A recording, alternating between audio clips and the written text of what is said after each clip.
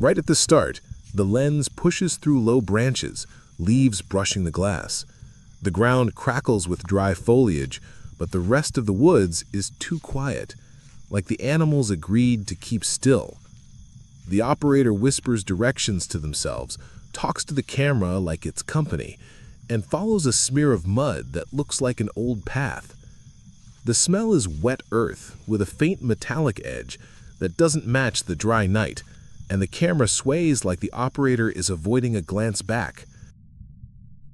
A few meters later, the camera stumbles into a small clearing. The grass has flattened circles, as if someone lay there and got up fast. Near a thick root sits a dirt-stained cassette with a crooked handwritten label, Tape 03.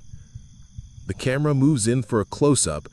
A hand shakes into frame, picks it up, wipes it clean on a sleeve, and the mic captures a breath that isn't relief.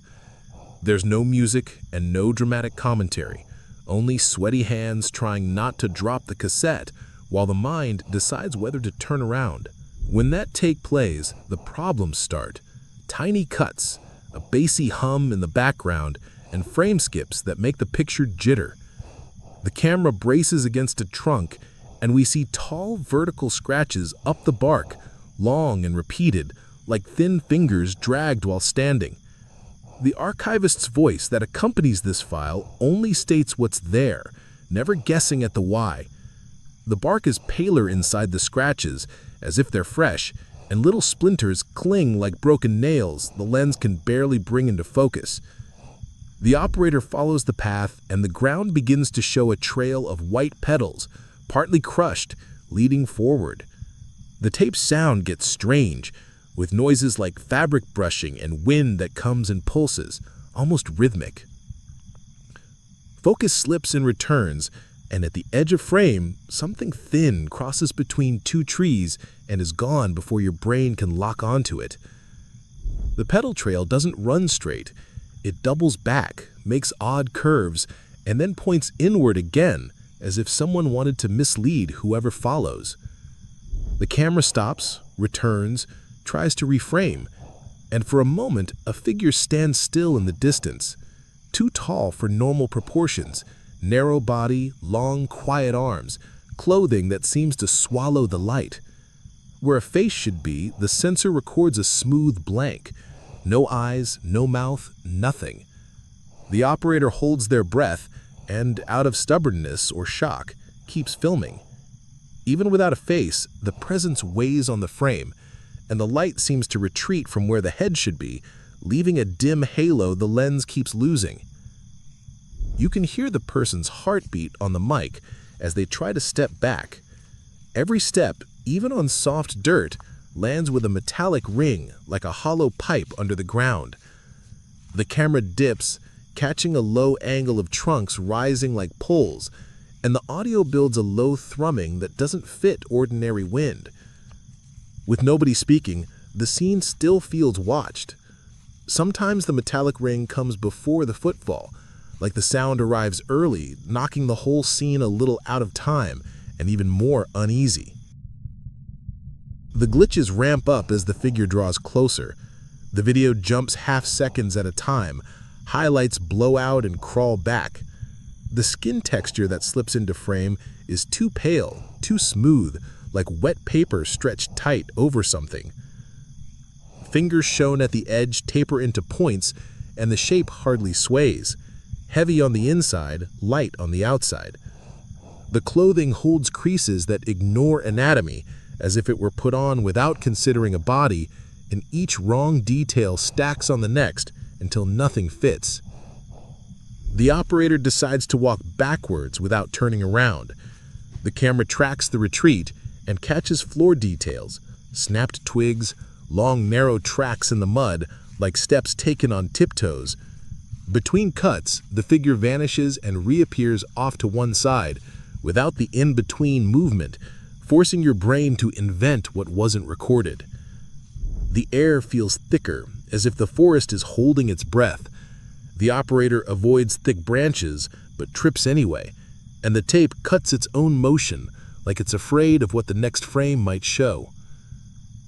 There's a moment when the lens points forward and the figure fills almost everything.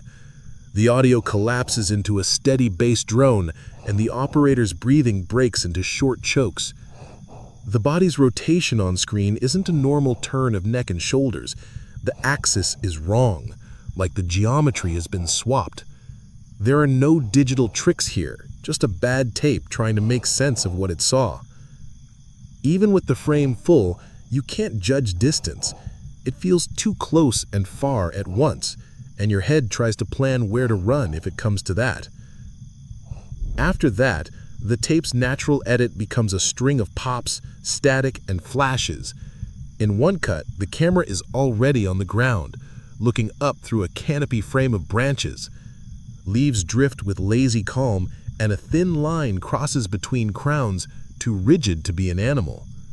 The quiet that rides with that motion is heavier than a scream.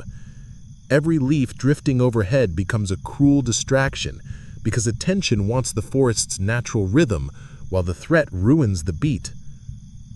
The operator tries to lift the camera and fails. A hand enters, then exits, as if someone pushed it away.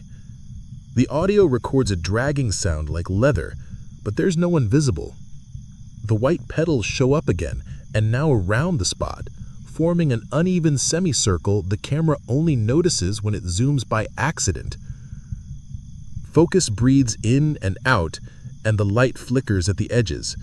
The accidental zoom reveals grime stuck on the lens edge, a dark arc like a vignette that traps the eye exactly where it shouldn't. In the end section, something like a jointless hand moves across the lens, testing distance. There are no nails, no lines, just a shape that looks like a hand because the brain insists on matching it to something. The camera clicks, the image collapses to static, and the next seconds are only tape hiss, rising and falling like the sea. The lack of joints makes the gesture look childish and impossible at the same time. The logic of movement is gone, while the intention to touch the camera remains. The file's final note says nobody ever found the person who filmed this tape. Search teams located the flattened clearing, some drag marks, and the same pedal trail. No pack, no shelter, no way back to the road. The copied material was intact enough to build this record. The rest decayed into noise that revealed nothing useful.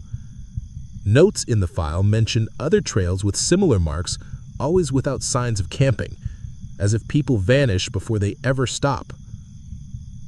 If you listen closely, you'll notice how the cuts land near appearances, how breathing changes at each approach, and how the light bends at the frame's edge whenever the figure is close. There's no official explanation, no name on the cassette, only proof that someone walked this forest, saw something they shouldn't, and disappeared right after. This is the last thing recorded on tape 03.